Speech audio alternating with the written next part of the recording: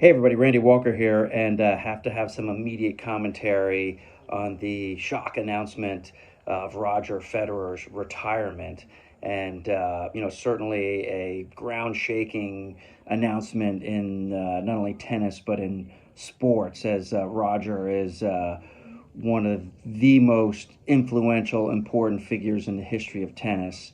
Certainly.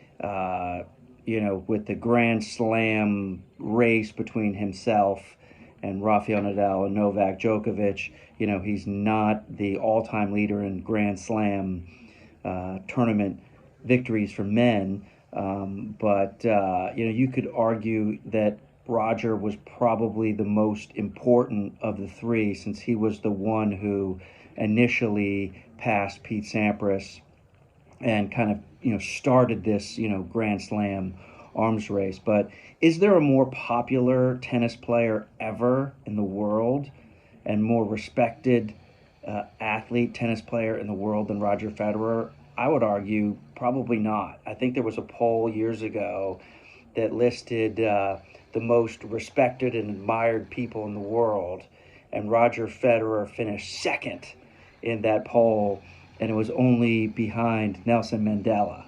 And certainly since Nelson Mandela is no longer living, you could say Roger Federer is the most respected and admired person in the world. One comparison that I was recently thinking about is in golf. The all-time major victory leader in golf is Jack Nicklaus, and followed up by Tiger Woods. But Arnold Palmer was probably the most popular and the most responsible for the growth of golf, more so than Nicklaus. You could maybe argue, Tiger Woods in recent years, but in those early, nascent years of professional golf that really got it, kicked into the professional era, it was Arnold Palmer. Everybody loved Arnold Palmer, Arnie's Army. And you could argue that Arnold Palmer was the most important figure in the history and the growth of golf.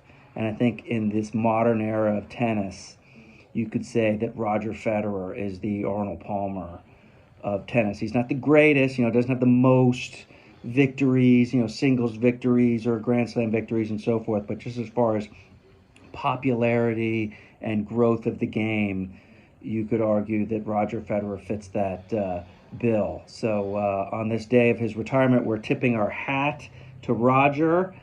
This is the 2004 U.S. Open hat. That was his first of 5 straight U.S. Open victories. So we tip our 2004 U.S. Open hat to Roger.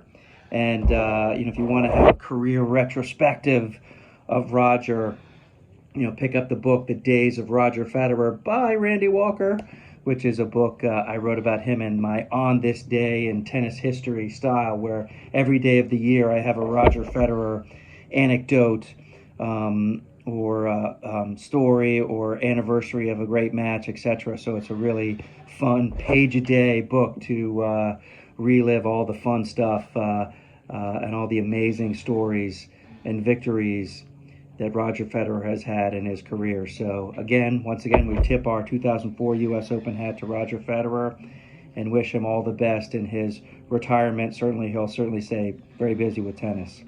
Roger, thanks for the memories.